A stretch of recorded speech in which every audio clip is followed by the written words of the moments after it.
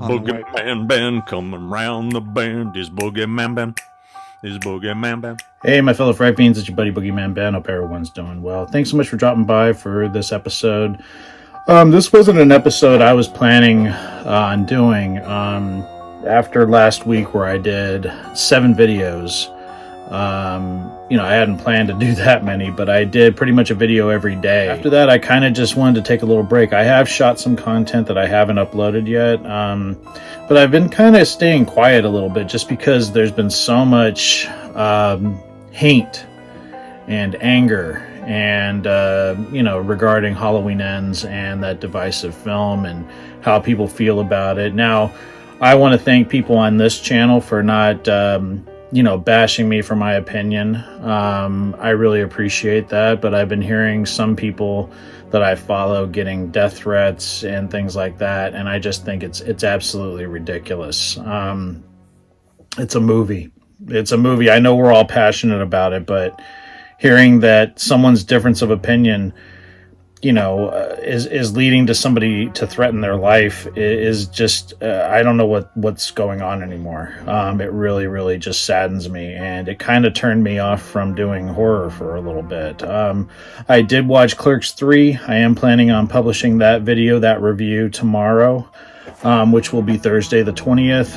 I watched that last Friday, and really am excited to talk about that. It'll be part of my Boogeyman Break Time series that I do every so often, where I talk about something non-horror.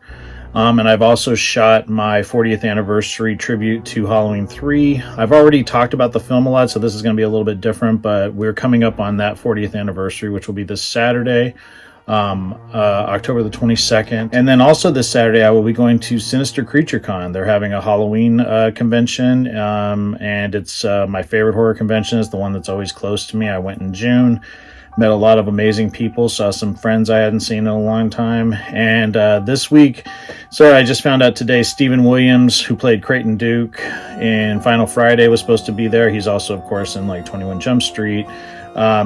But he fell ill.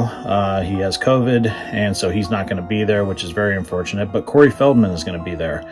And I know that, I don't think some people aren't as crazy about him now, but I grew up with him, and he's one of the gateways to loving a lot of the films that I do, from Gremlins to Final Chapter to New Beginning, even though he had a small part in that, but The Goonies, License to Drive, The Lost Boys, The Burbs. He's been in some of my favorite films of all time, so I have to meet him. He's a little pricey, but I want him to sign my Crystal Lake Memories book, which I've had all the Friday the 13th alumni, except for Derek Mears, which is a long story, but I've had everyone that I've met from that film franchise sign that book, so going to meet him. I'm going solo. Wife's not going with me this time. It'll just be me, but really looking forward to doing that. Today, what I just wanted to talk about real quick is something that I follow the Talk Scary to Me podcast with Daniel Harris and Scout Taylor Compton, and listen to their newest episode. It's episode 51. It's called This Is the End, Beautiful Friend. And I kind of had some, I don't know, I just sort of had an inkling that this had sort of happened, because if people are aware, if you follow either of them on Instagram or their podcast page, they were at the premiere last Tuesday. Sean Clark did that amazing video where he shot, from up in the balcony, and you saw Malika Akkad come out, you saw David Gordon Green come out, of course Jamie Lee Curtis was there. It was, her final swan song as Laurie Strode.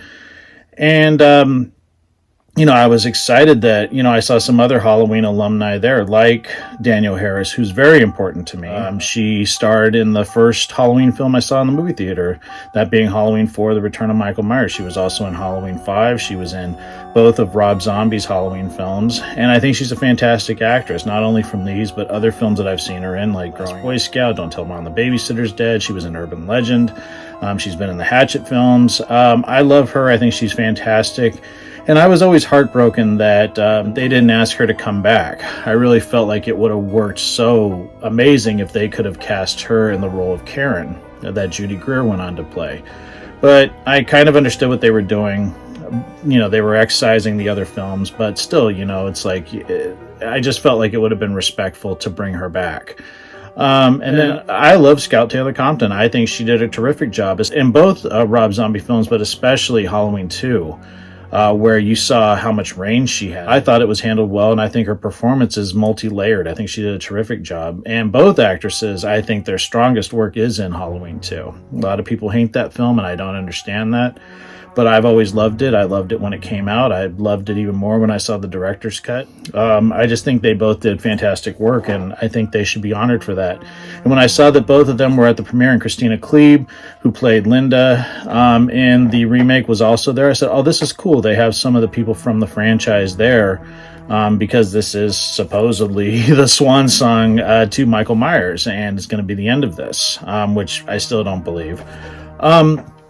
But listening to the podcast, and of course they give their critique on the film, so if you haven't seen the film, I don't recommend listening to the podcast. Watch the film first.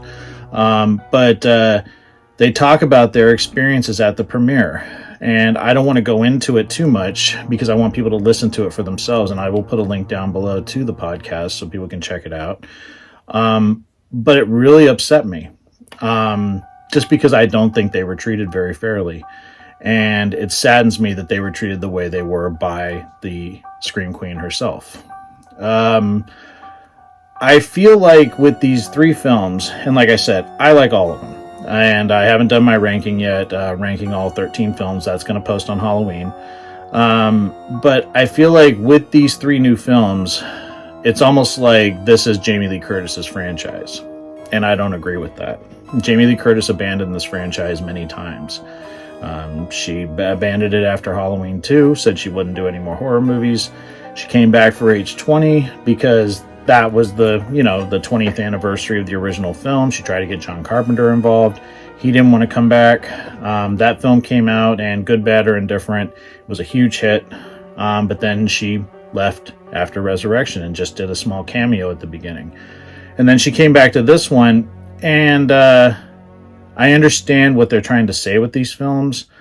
I understand, that they're trying to go a different direction and get a little more personal into post-traumatic stress, mob mentality. There's a lot of themes that they're trying to cover in these films. But this franchise, she's left the franchise so many times, and there's been a lot of people that have carried on in her absence, and I don't think they get enough credit. And 2 of the people that don't get enough credit are Danielle Harris and Scout Taylor Compton. Hearing this about how they were treated, and I could tell because there was images online of them posing with Miss Curtis and Heather Langenkamp and Amanda Wist from A Nightmare on Elm Street, and I could just tell by the look on Jamie Lee Curtis's face that she didn't know who these people were, or she did not want to be around them. And I think that's disrespectful. So again, no disrespect to Jamie Lee Curtis. I love her. I've had a crush on her my whole life. As long as I can remember, from all of the amazing work that she's done.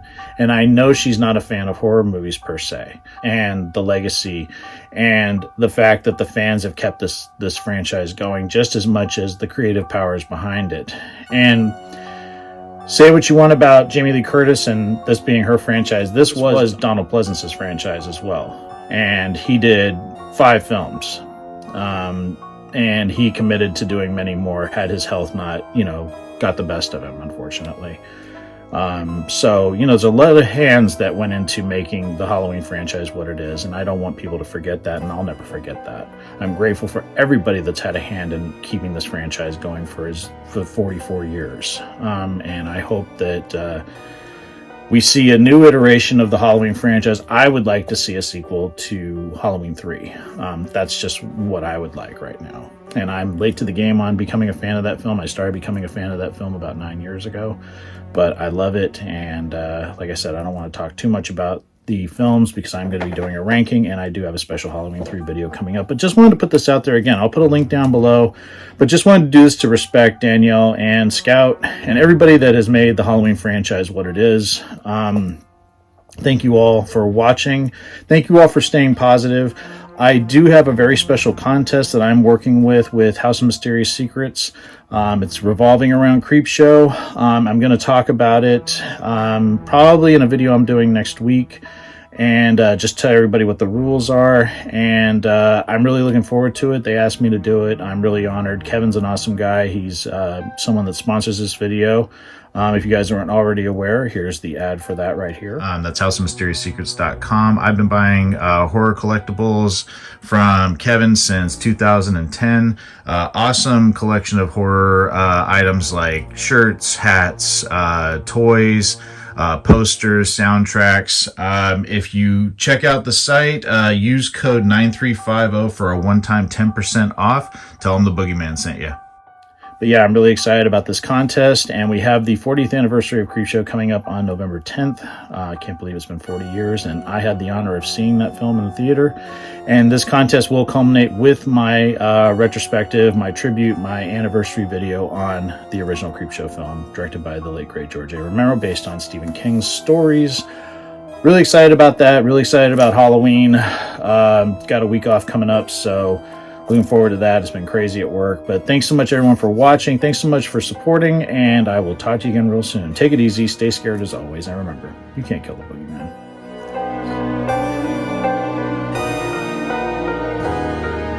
Fright Fiends, just want to say thank you again for supporting Boogeyman Ben's Horror Zone.